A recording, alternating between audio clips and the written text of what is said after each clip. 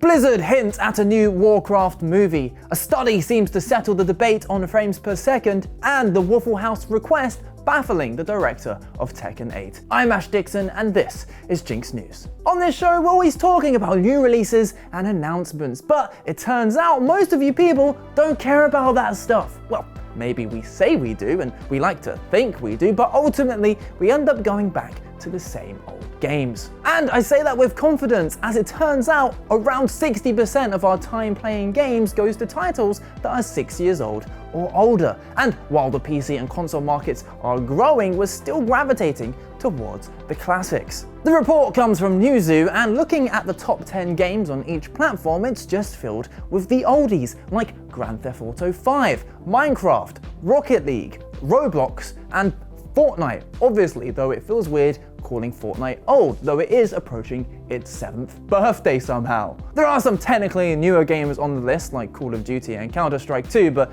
let's be honest, we can pretty safely lump all of the Call of Duties into one very similar looking pile, and everyone would just be playing CSGO if CS2 didn't drop last year. And yeah, it paints an interesting picture for the climate of gaming. Games like Baldur's Gate 3 and Helldivers 2 do poke through, and every couple of years we have a runaway success like Palworld, but I'm sorry, what this shows is live service games are here to stay. And as annoying as it is, it makes sense, because if you make a successful game like Fortnite or League of Legends, you'll be raking in that cash for years to come. But I also think it's indicative of the laziness and greed of the decision makers in this industry. Games like Zelda and Hogwarts Legacy prove there is plenty of money to be made with single player games. But let's be honest, these execs don't want to go through the effort of continually earning your money through making new games. They want to make one game that blows up so they can sit back and laugh as the cash rolls in. And if a few thousand layoffs or jeopardizing some of the best single player studios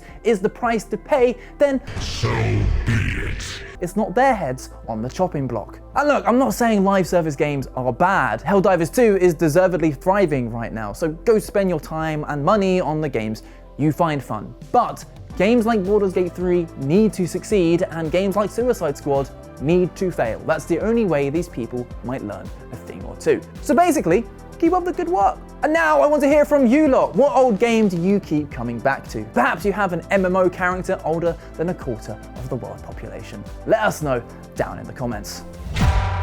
Speaking of MMOs, Blizzard is open to both a new Warcraft movie and third-party spin-off games. Obviously, we had the Warcraft movie back in 2016, and while those orc scenes were a frickin' delight, the badly written humans in their squeaky clean armor just let the whole side down. And while it did eventually turn a profit due to its Chinese audience, in the end, it just settled itself down alongside all of the other meh video game adaptations. Warcraft franchise director John Haidt loved it though, as he would, and he's open to more. Though, speaking to IGN, he did make it explicitly clear that he doesn't want Blizzard to be the ones making it. He said, "I don't want to fall into the trap of I will be a filmmaker now. I think leave that to the folks that really know what they're doing." Now, there is a bit of an irony here, because arguably that's what they did the first time around, and we all know how that turned out. Plus, have you seen the World of Warcraft cinematics? I know they're only a few minutes long each, but come on, we can all see the potential. And this is where I draw everyone's attention to Arcane, the absolutely brilliant series created by Riot Games.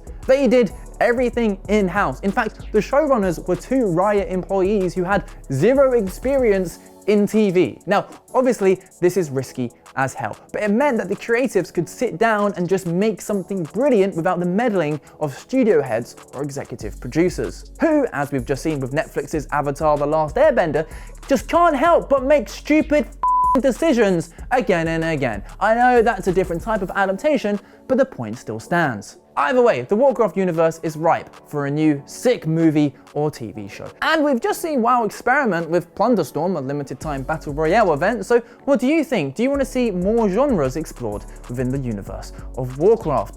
I certainly wouldn't say no to a full single player RPG set in Azeroth. You can't cast a cursory glance across a gaming subreddit without seeing keyboard warriors argue about whether frames per second are actually important to games. In one corner are more relaxed types who don't really mind that Bloodborne runs at 30 FPS and that it's not an issue that it's not available on PC to run smoother.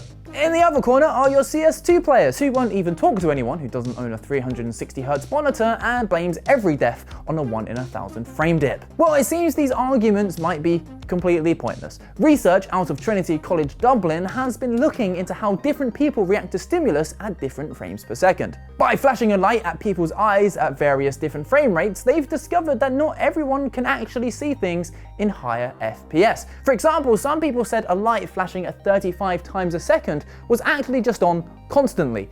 Others could tell it was flashing above and beyond 60 times a second. The study seemed to find that older people could see less frames than younger people in general, which would explain why esports stars do seem to be on the younger side, or why those 14-year-olds seem to embarrass us every time we try and play Fortnite. So maybe all those arguments on Reddit are completely pointless.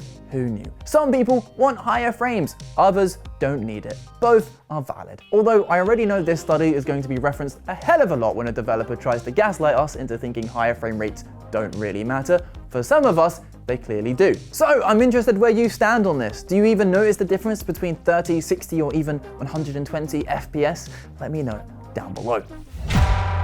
Whilst the fighting game lives or dies by its roster of characters, its consistency of animations, and whether the online connections can hold up for a change, one thing that's often forgotten are its stages. Unless you're playing Smash and get randomly put onto that stupid Pac-Land level, I mean, what is this? It looks like something I drew on MS Paint in IT class when I was 9. But the director of Tekken 8 has been inundated recently with calls to add a rather unusual stage to its collection. The American fast food outlet Waffle House. Katsuhiro Harada posted on Twitter asking, "Why do some communities send me requests for Waffle House?" And yeah, his innocent and genuine confusion is rather hilarious. And you too might be confused. Well, for those outside the US of A, Waffle Houses are notorious for some, how do I put this, difficult customers who like to fight. Fights break out all the time at these places. In fact, people often turn up at Waffle House to just fight, to the point where it's actually become a meme.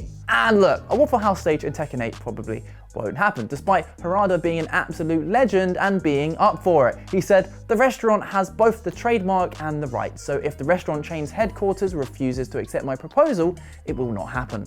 And while Waffle House allowing a fighting stage might be the most meme-worthy marketing move of all time, their staff are already having to master the art of deflecting chairs, so I can understand why they might refuse. As boring as it sounds, they've got to prioritize the safety of their staff. Otherwise, adding their stage to Tekken would be like eating one of their products in poor taste.